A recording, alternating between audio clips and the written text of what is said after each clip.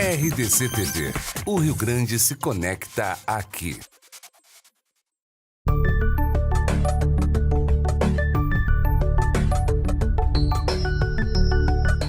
Boa noite a todos. É um prazer nós estarmos aqui novamente apresentando o Tempo em Família.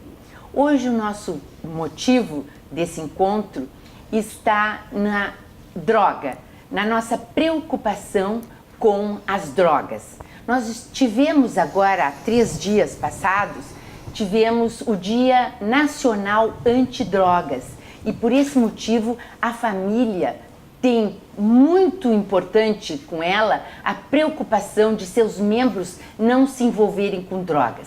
Esta preocupação, na realidade, deveria ser também do Estado que deve acompanhar esse relacionamento familiar, essa família que se desestrutura, essa família que muitas vezes se separa, outras que deveria se separar e não o faz. E o Estado deveria estar presente nessa situação das drogas.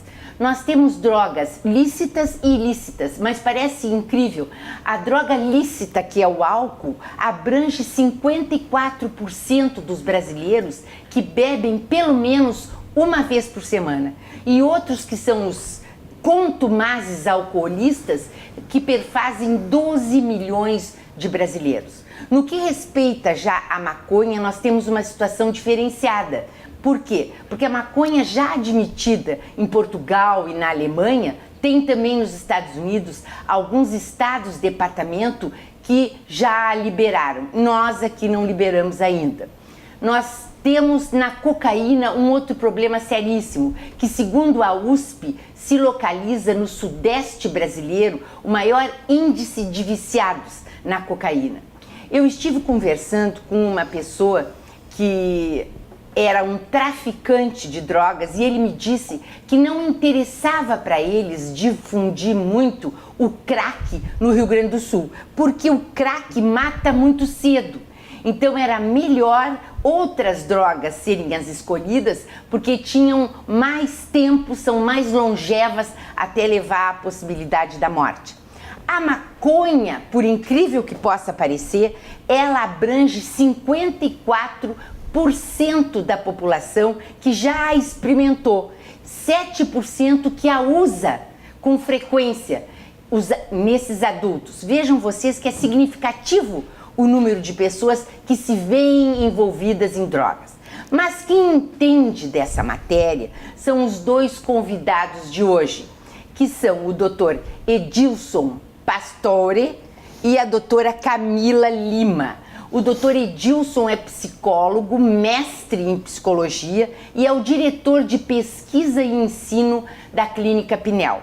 A doutora Camila é advogada criminalista, sócia do escritório Alexandre Vanderlich Advogados, especializados no crime.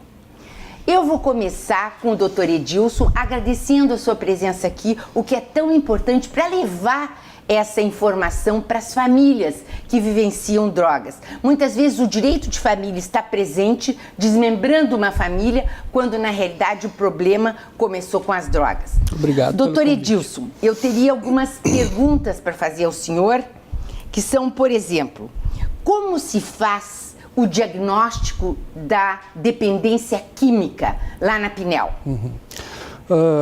O diagnóstico de dependência química, ele hoje mudou para transtorno por uso de substâncias, chamado TUS.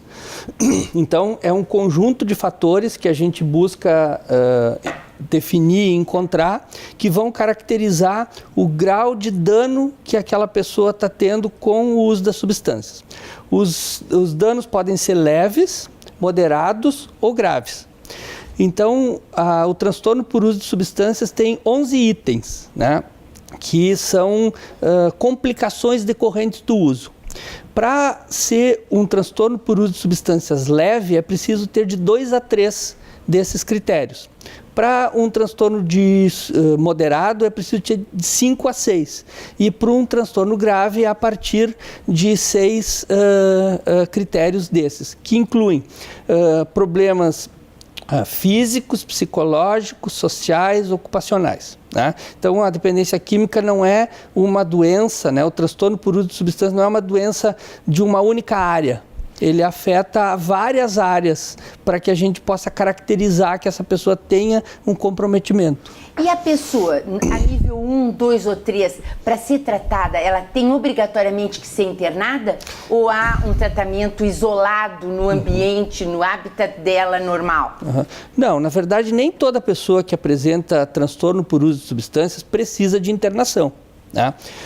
Muitos casos podem ser tratados de forma ambulatorial, ou seja, o indivíduo consulta, identifica o seu problema, o grau de comprometimento que a substância está causando e se estabelece um plano de tratamento que é o mais adequado para aquela pessoa, que pode ser desde consultas específicas, esporádicas, com psicólogo, psiquiatra, ou pode ser uma internação que tem o objetivo de desintoxicar um organismo severamente comprometido. Ou seja, aquelas pessoas que fizeram várias tentativas de parar com o uso e não conseguiram. Porque tentar parar com o uso e não conseguir é critério de gravidade. Ou seja, a pessoa percebeu que ela não está mais conseguindo ter o controle, ela tinha a pretensão de utilizar X quantidade de álcool, ou X quantidade de maconha, ou X quantidade de cocaína, e ela vê que ela não consegue ficar naquela quantidade que ela tinha definido. Essas pessoas não vão conseguir fazer o controle da doença em casa. Elas precisam de um ambiente protegido, que saiba lidar, tratar, medicar esses sintomas que são às vezes muito graves, chamados sintomas de privação da droga. O segundo, terceiro, quarto dia que a pessoa está sem utilizar, é preciso um acompanhamento, um monitoramento desse tipo de sintomas que envolve tremor, alterações clínicas, confusão mental, pode ter alucinações, delírios, né? E o TUS, por exemplo, eu detecto o TUS em adolescentes e se detectar, eles podem ser internados na Pinel? Na verdade, é possível detectar transtorno por uso de substâncias já a partir da adolescência. Existem jovens, assim, menores de idade, já com critérios muito severos de dependência de substâncias, especialmente drogas que têm um alto poder de criar dependência, como cocaína, medicamentos, né? E até mesmo o álcool que, se ingerido em grande quantidade de forma contínua, em pouco tempo vai transformar uma pessoa em dependente. Não é possível a internação de menores de 18 anos na Clínica Pinel. Né? Existe, na verdade, a necessidade de ter um ambiente diferenciado para menores, que inclui ter apenas menores de idade nesse local, não pode ter menores e maiores misturados.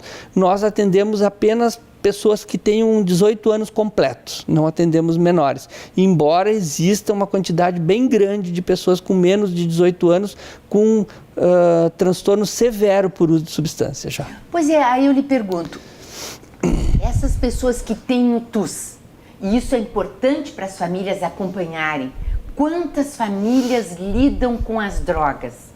Lembre, é tão importante que nós temos até o Dia Nacional Antidrogas, como eu coloquei. Então, detectado o problema do TUS com um jovem de 17 anos, como é que essa família vai acompanhar o jovem e aquele que, com 18 anos ou mais, também pode ser internado na Pinel? Na verdade, é muito difícil que haja tratamento para dependência química, para transtorno por uso de substâncias, quando não tem uma família presente. Nós, na Clínica Pinel, temos um programa de família que acontece nas segundas e terças à tarde, que é específico para os familiares dos pacientes que estão internados. Porque a família, ela desempenha um papel fundamental, tanto na recuperação do dependente, quanto para piorar a sua situação. Então, a gente precisa ter uma família aliada, ter uma família do nosso lado, que consiga compreender que o transtorno por uso de substâncias é uma doença né, que muitas vezes é confundida com falhas de caráter, com sem vergonhice, com se tu quiser parar, tu consegue parar, né? Na maioria dos casos graves, a pessoa não consegue parar mais, não é uma questão de desejo.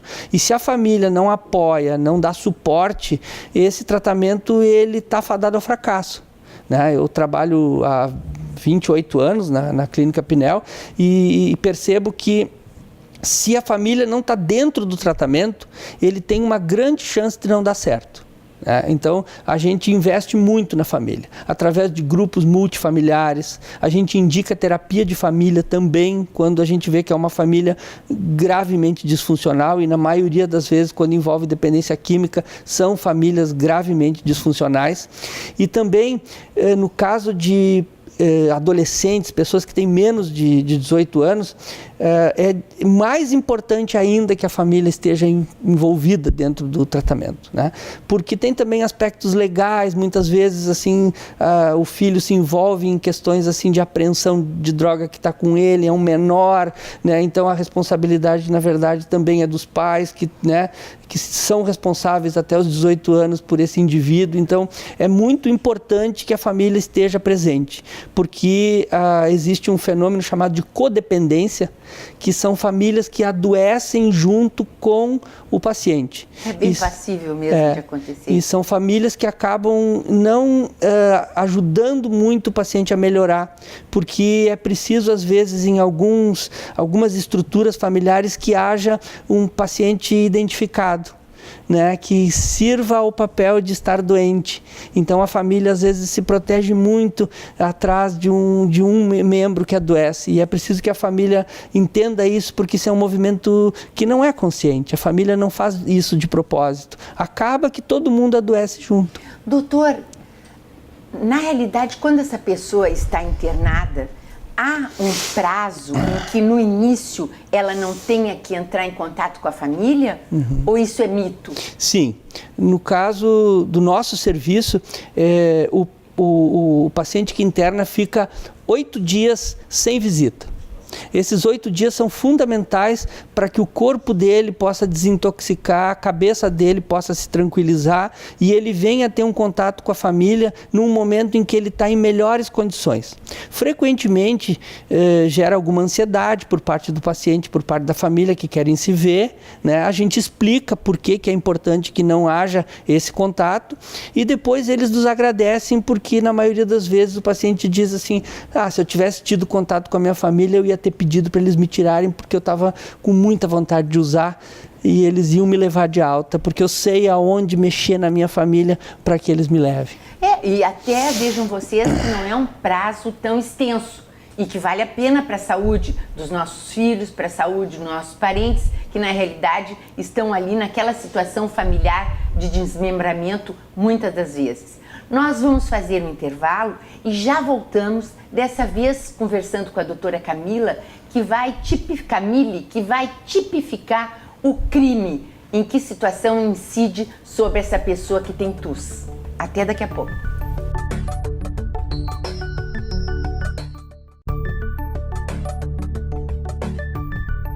Voltamos com o nosso programa que trata das drogas, quando a família se depara, quando a família lida com as drogas.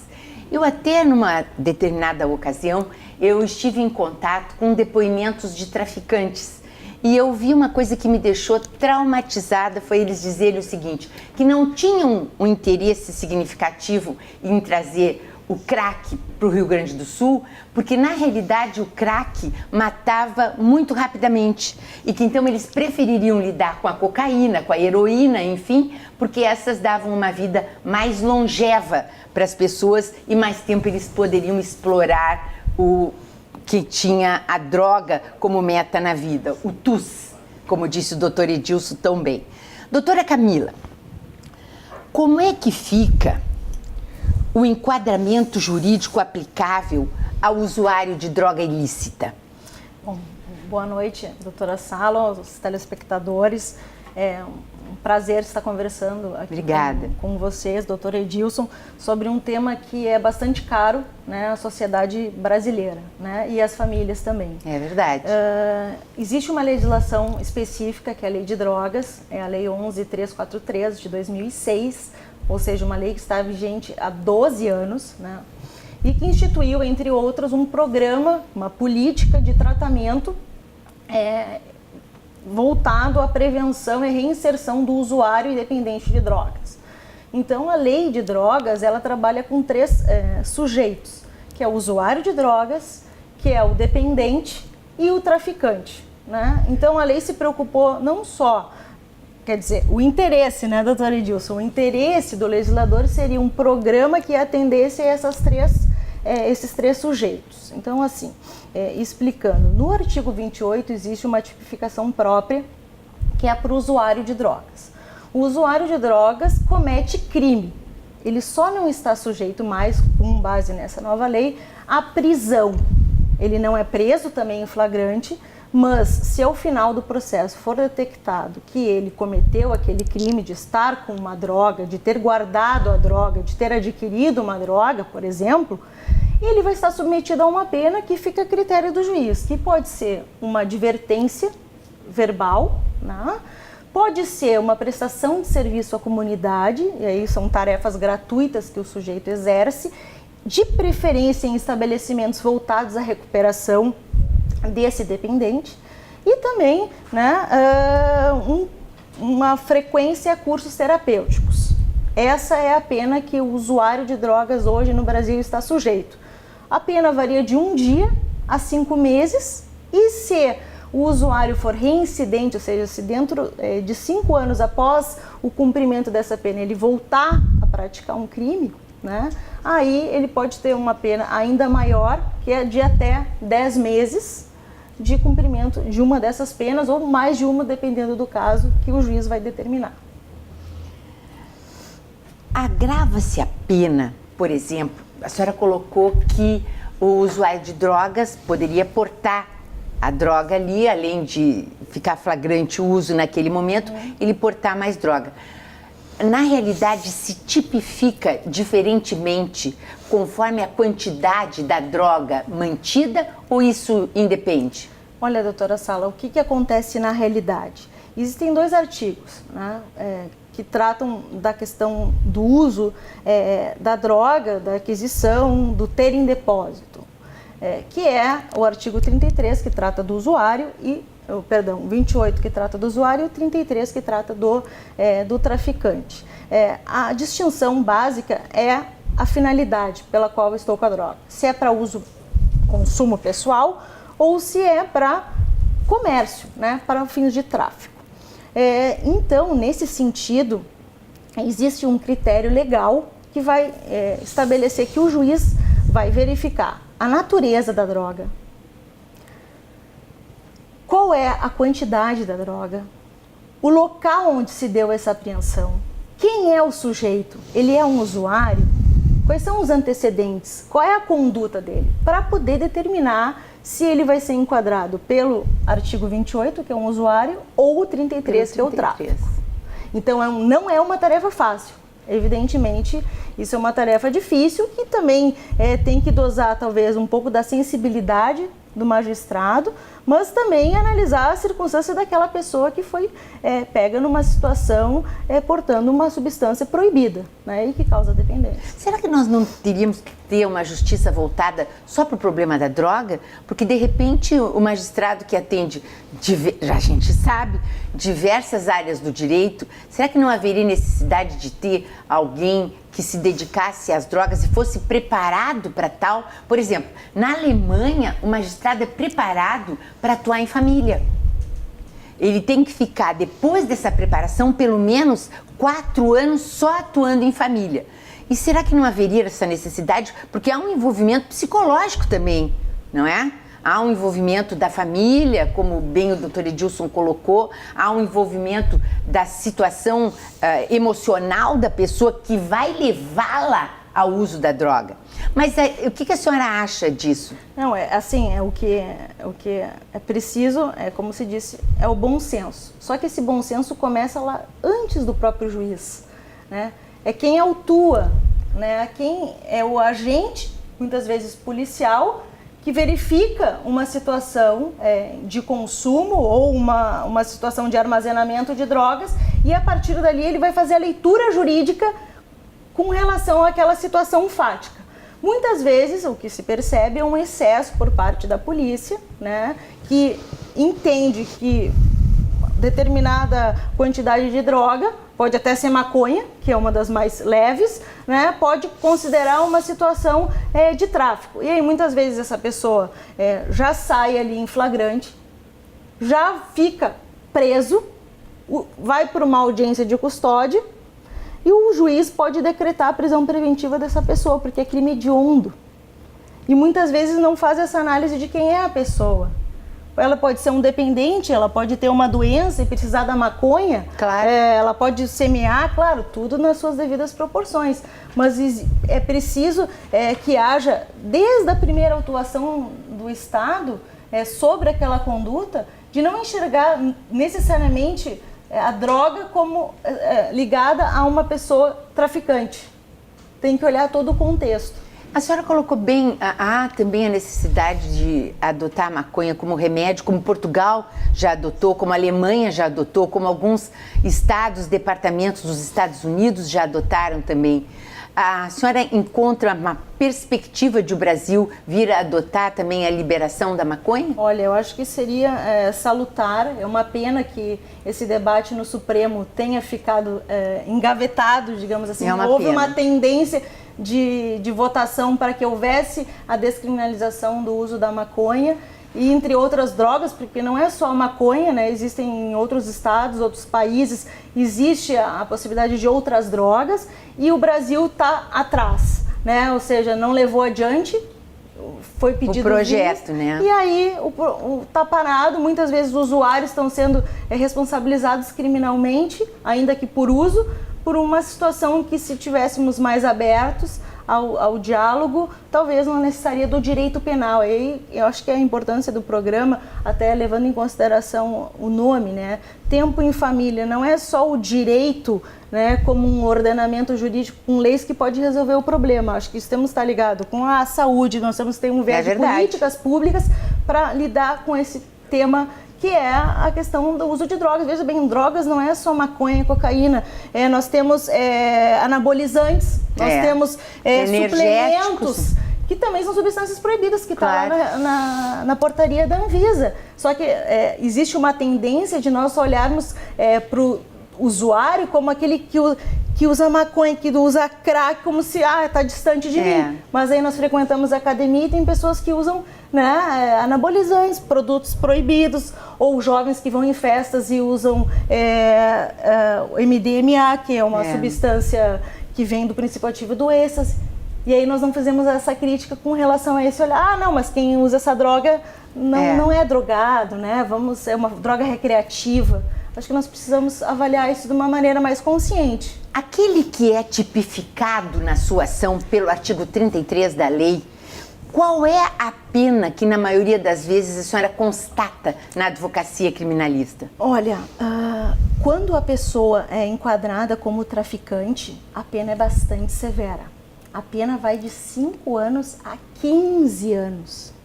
Então, é algo que é grave, porque a maioria dos nossos presos hoje no Brasil são presos que cometem crime de tráfico, além de crimes patrimoniais. Então, é uma pena alta. Se discutiu se a pessoa que comete um crime hediondo, né, que o tráfico é equiparado a hediondo, se ele poderia progredir de regime, né, se ele poderia ter o livramento condicional. Hoje nós já evoluímos um pouco, é possível aplicar uma pena no regime semiaberto para um traficante. Nós temos uma sensibilidade do legislador quando ele estabeleceu o tráfico privilegiado, que é para aquela pessoa que tem bons antecedentes, é primário, não se dedica a essa atividade criminosa e não tem ligação com organização criminosa. Aí esse sujeito vai ter uma redução de pena e aí poderá cumprir uma prestação de serviço à comunidade. E será que esse sujeito que tem uma pena a cumprir, ele pode estar lá na Pinel sendo tratado? Já aconteceu isso? Algumas vezes alguns pacientes se internaram lá e eles estavam numa fase de cumprimento de pena que era assim o final da pena, assim, né? Mas é muito difícil que uma pessoa com uma condenação vá para um tratamento. Geralmente são outras medidas que são tomadas pela justiça. Para encerrar, infelizmente, porque vocês dois são ótimos, eu perguntaria para a doutora Camila o seguinte: se na realidade, rapidamente, os pais desse usuário têm na casa deles um quinhão, um valor X em drogas, eles podem ser incriminados por portarem a droga em casa? Existe um verbo nuclear em qualquer um dos tipos, usuário ou tráfico, que é ter em depósito. Então, essa conduta desse usuário pode prejudicar a família, ela pode expor a um risco. Com certeza. Assim como quando se vai viajar, o filho universitário ou adolescente carrega na mochila a droga. Então você pode expor, a depender da avaliação que o policial ou de quem vá fazer aquela apreensão, identifique uma traficante ou não e incrimine a todos. Vejam vocês como é importante vocês, de repente, terem em casa armazenado algum valor, algum quinhão em droga e que vocês, na realidade, vão ser incriminados por isso. Eu quero agradecer para vocês dois, foi brilhante a participação dos dois. Eu acho que nós prestamos um serviço à comunidade, dando para vocês um encaminhamento com o momento em que vocês se vão deparar com a droga. Até semana que vem, domingo que vem, nós estaremos aqui nesse mesmo horário, às 18h30, no 24 ou no 524 da NET. Obrigada!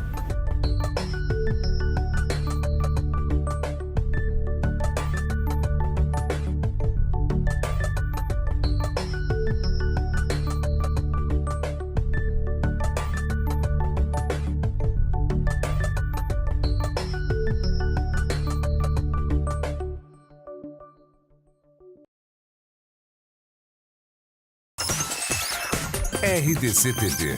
O Rio Grande se conecta aqui.